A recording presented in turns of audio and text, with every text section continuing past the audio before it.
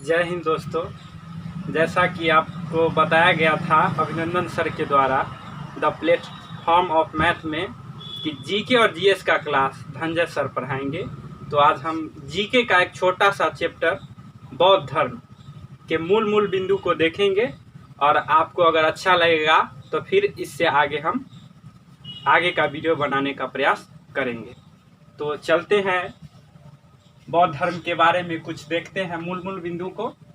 जैसा कि 6ठी शताब्दी बीसी में नए धर्मों का उदय हुआ, जो इस प्रकार है: नास्तिक, आस्तिक एवं संप्रदाय। कहने का मतलब कि पूजा पाठ, आस्तिक संप्रदाय से संबंधित ये धर्म अपने आप में मानवता पर विश्वास रखता था। तो कैवीं शताब्दी में बौद्ध धर्म का उदय हुआ? तो 6ठी शताब्दी में। अब आते हैं महात्मा बुद्ध के कुछ मूल परिचय पर। जैसा कि पता है कि 563 ईसा पूर्व में लुम्बिनी, कपिलवस्तु, नेपाल में उनका जन्म हुआ था और उनके बचपन का नाम सिद्धार्थ था, जो कि 563 ईसा पूर्व में गौतम बुद्ध का जन्म हुआ कपिलवस्तु, नेपाल में। और मृत्यु 483 ईसा पूर्व कुशीनगर, देवरिया, उत्तर प्रदेश। 80 वर्ष की अवस्था में उनकी मृत्यु हो गई थी। और उनके पिता का नाम सुतोधन था, जो कपिलवस्तु के एक गणराज्य के राजा थे।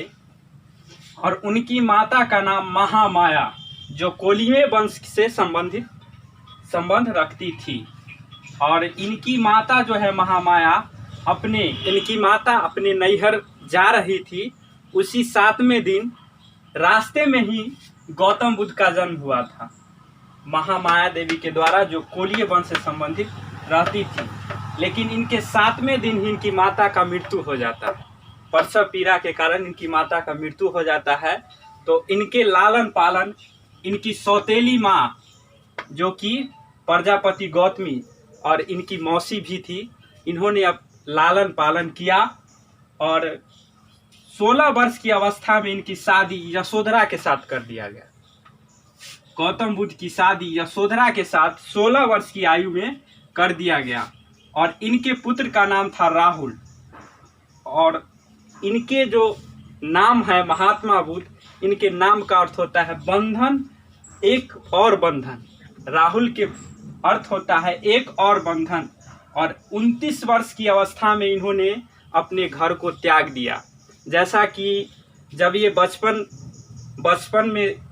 के टाइम में थे, तो इनके पिता को एक ऋषि ने बताया था कि ये व्यक्ति बहुत बड़ा ज्ञानी, अन्यथा सन्यासी बनेगा।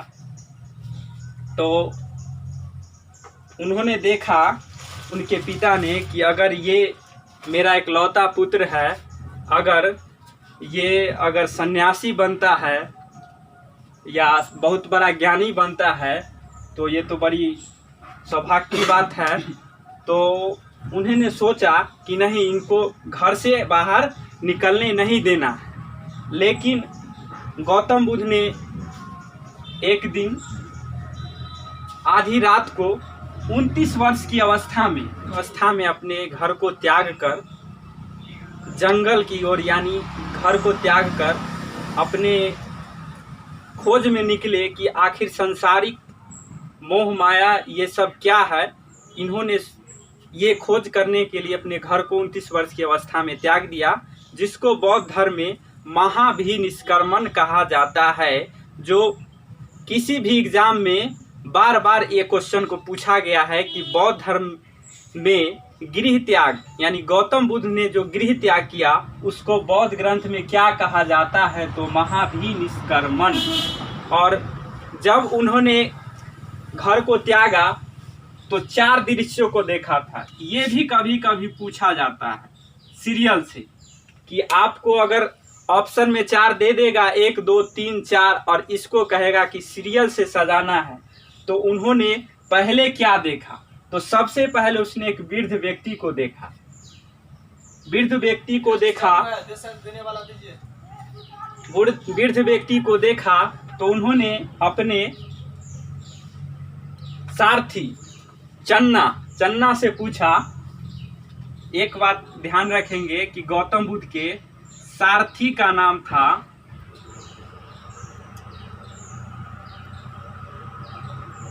चन्ना। गौतम बुद्ध ने अपने सारथी चन्ना से पूछा कि आखिर आदमी बुढ़ाता क्यों? तो चन्ना ने जवाब दिया, महाराज ये दिन जो है, ये समय जो है सबके साथ आता है, एक दिन आप भी बूढ़े होंगे। तो ये सोचकर वो और चिंतित हो गए कि ये मेरा समय भी ऐसा आएगा। और फिर आगे बढ़ते हैं उसी क्रम में, तो एक बीमार व्यक्ति को देखते हैं। बीमार व्यक्ति को देख रहे हैं, उसको 2-3 आदमी उसको लिए हुए और अस्पताल की ओर ले जा रहा है। तो फिर चन्ना से पूछते हैं, अरे चन्ना ये क्या है? तो फिर चन्ना बोलता है, महाराज यह एक बीमार व्यक्ति है, प्रसव में है, दर्द में है, जिसके लिए इसके इलाज के लिए इसको ले जाया जा रहा है। तो गौतम बुद्ध ने कहा, हर कोई व्यक्ति बीमार पड़ता है? तो चन्ना ने कहा, जी हाँ, हर कोई बीमार पड़ता है। और फिर आगे बढ़ते हैं तो एक मृत व्यक्ति को देखते हैं, यानी लाश को देखते हैं। लाश को देखते हैं और फिर पूछते हैं चन्ना से, अरे ये क्या है? राम नाम सत्य हो रहा है, ये सब क्या है? तो चन्ना ने कहा, महाराज एक दिन सबको मरना है, आप भी मरिएगा, हम भी मरेंगे, एक दिन सबको मरना है। और चिंतित हो गए। और लास्ट में जब बढ़ते हैं आगे की ओर, तो एक सन्यासी को देखते हैं। सन्यासी को देखते हैं, पीला और गेरुआ वस्त्र धारण किए हुए। फिर क्वेश्चन करते हैं चन्ना से, अरे चन्ना ये कौन है? तो ये कहते हैं, ये एक बहुत बड़े सन्यासी हैं जो अपने घर को त्याग कर, मोह माया को त्याग कर, किसी अपने जीवन की खोज में निकले हैं कि मेरा जो कर्तव्य है वो क्या है। और फिर ये 4 चीज़ को देखते हैं। तो ये 4 चीज़ से क्वेश्चन पूछा जाता है कि सीरियल से, कि सबसे पहले क्या देखे। तो सबसे पहले उसने एक बूढ़ा व्यक्ति को देखा। अगर कोई व्यक्ति बूढ़ा है तो अवश्य ही बीमार पड़ेगा तो हो सकता है वो बच भी सकता है या उसकी मृत्यु भी हो सकती है। तो तीसरे दृश्य को उसने एक मृत व्यक्ति को देखा और लास्ट में एक सन्यासी को देखा। तो सन्यासी को देखकर उनके मन में भाव जगा कि सन्यासी होता क्या है, आखिरकार सन्यासी में कितना दायित्व आता है अपने ऊपर। तो उसने अपने इस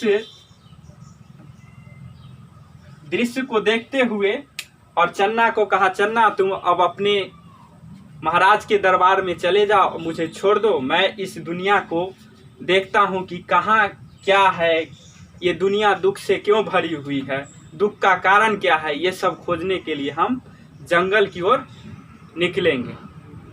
तो ये सब दृश्य को देखने के बाद जब वो निकलते हैं तो सबसे पहले प्रथम गुरु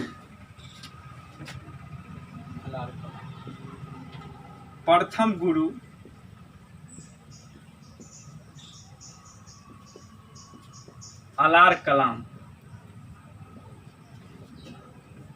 जो कि वैशाली में पहुंचते हैं। तो उनके प्रथम गुरु अलार कलाम से कुछ शिक्षा लेते हैं, लेकिन इनकी शिक्षा से वो संतुष्ट नहीं होते हैं।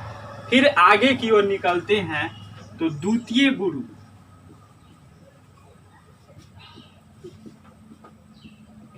रुद्रक रामपुत्र,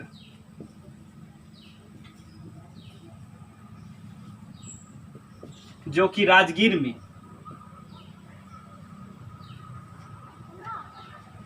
में पहुंचते हैं। तो ये भी क्वेश्चन पूछा जाता है कि महात्मा बुद्ध के प्रथम गुरु कौन थे? तो अलार कलाम। और द्वितीय गुरु तो रुद्रक रामपुत्र। प्रथम गुरु से उनकी मुलाकात वैशाली में और द्वितीय गुरु रुद्रक रामपुत्र से उनकी मुलाकात राजगीर में होती है।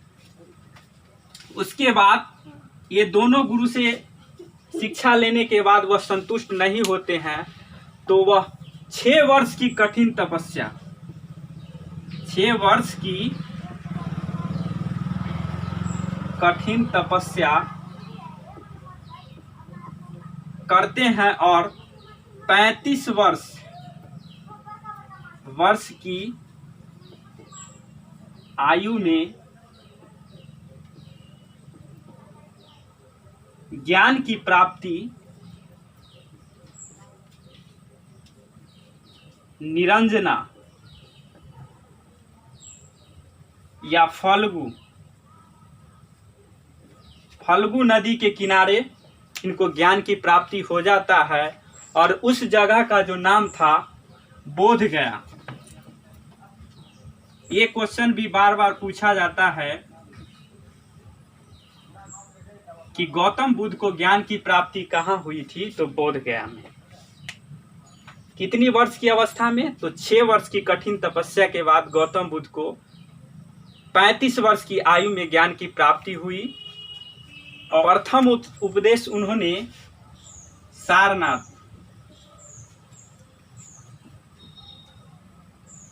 और सबसे ज्यादा उपदेश उन्होंने श्रावस्ती में दिया था, जो कि कौशल नरेश की राजधानी थी श्रावस्ती। उन्होंने सबसे ज्यादा उपदेश दिया था।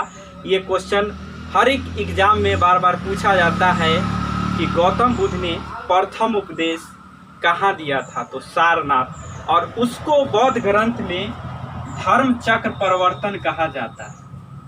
धर्म चक्र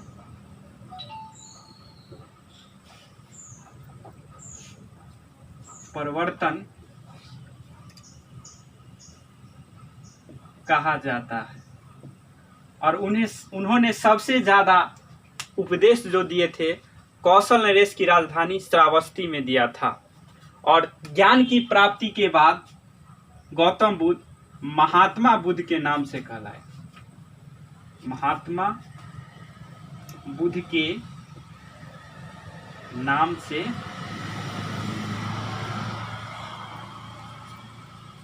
कहलाए। और इनकी जो परिषद हुई थी, 4 परिषद हुई थी। इससे भी क्वेश्चन पूछा जाता है कि प्रथम परिषद का आयोजन कहाँ किया गया, द्वितीय परिषद का आयोजन कहाँ किया गया, तृतीय परिषद का आयोजन कहाँ किया गया, चतुर्थ परिषद का आयोजन कहाँ किया गया, किसकी अध्यक्षता में किया गया, उस समय शासक कौन थे। और इस भी कभी कभी पूछ लिया जाता है। तो प्रथम बौद्ध संगीति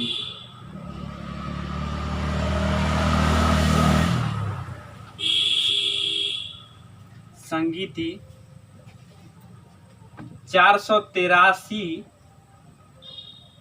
ईसा पूर्व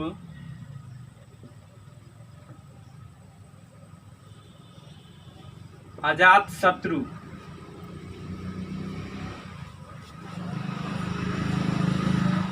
के शासनकाल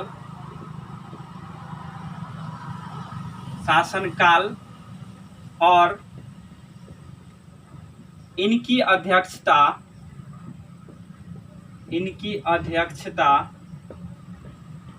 महाकश्यप ने किया था। महाकश्यप ने किया था। और प्रथम बौद्ध संगीति जो इसका आयोजन किया गया था वो राजगीर में किया गया था। राजगीर। तो प्रथम बौद्ध संगीति से 3-4 क्वेश्चन निकलेंगे कि प्रथम बौद्ध संगीति का आयोजन कब हुआ था, तो 483 ईसा पूर्व में हुआ था। इस समय शासक कौन थे, तो अजात शत्रु थे। इसकी अध्यक्षता किसने किया था, तो महाकश्यप ने किया था। यह प्रथम बौद्ध संगीति हुआ कहाँ था, तो राजगीर में हुआ था। अब आते हैं द्वितीय बौद्ध संगीति। द्वितीय बौद्ध संगीति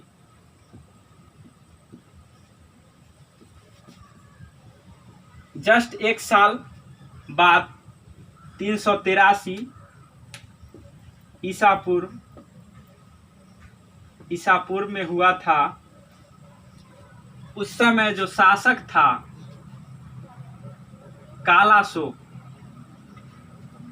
जैसा कि एक अशोक है और एक कालाशोक है जो शिशुनाग वंश से संबंधित है।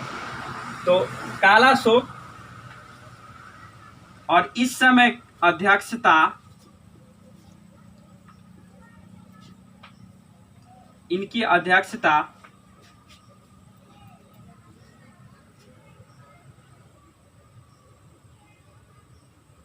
सबा कामी ने किया था। सबा कामी ने किया था और इस बौद्ध संगीति का आयोजन वैशाली में किया गया था। वैशाली, जो कि शिशुनाग ने पाटलिपुत्र से अपनी वंश की राजधानी जो लाया था, वैशाली लाया था, वही वैशाली में द्वितीय बौद्ध संगीति का आयोजन किया गया था 383 ईसा पूर्व में। और उस समय शासक थे कालाशोक और इसकी अध्यक्षता सबा कामी ने किया था। अब आगे देखते हैं तृतीय बौद्ध संगीति। तृतीय बौद्ध संगीति 255 ईसा पूर्व में हुआ था। उस समय शासक सम्राट अशोक और अध्यक्षता मोगली पुत्र तिस्म ने किया था। और उस किस स्थान पर हुआ था? तो पाटलिपुत्र या पाटलीग्राम या पटना में हुआ था।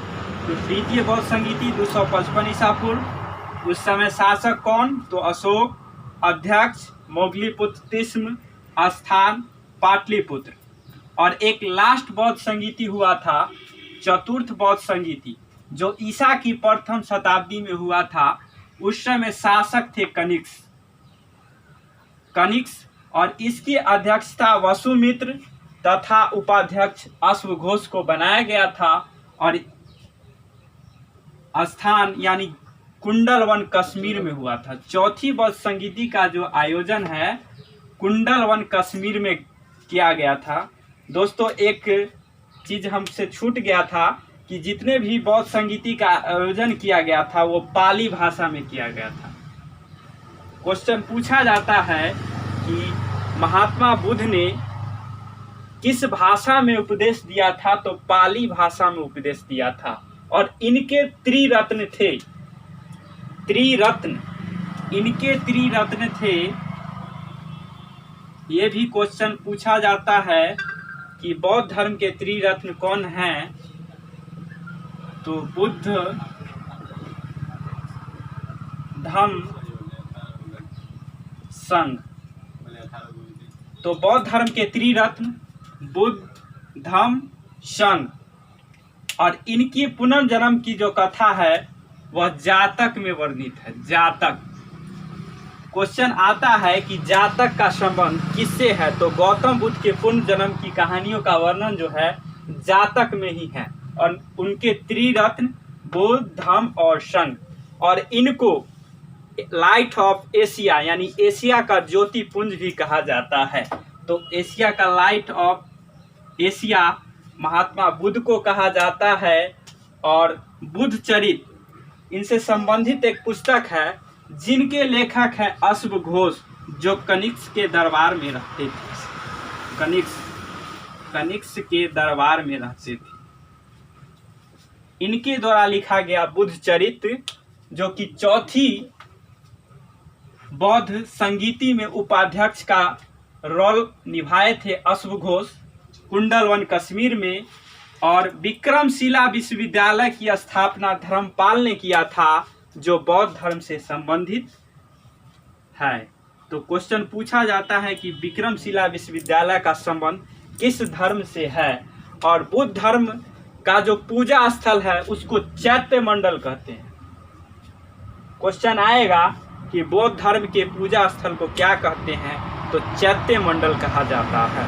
तो इसी शब्द के साथ हम इस वीडियो को यहीं पर, इस पाठ को यहीं पर रोकते हैं।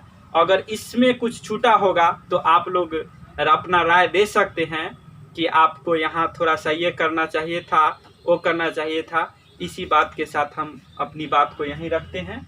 जय हिंद।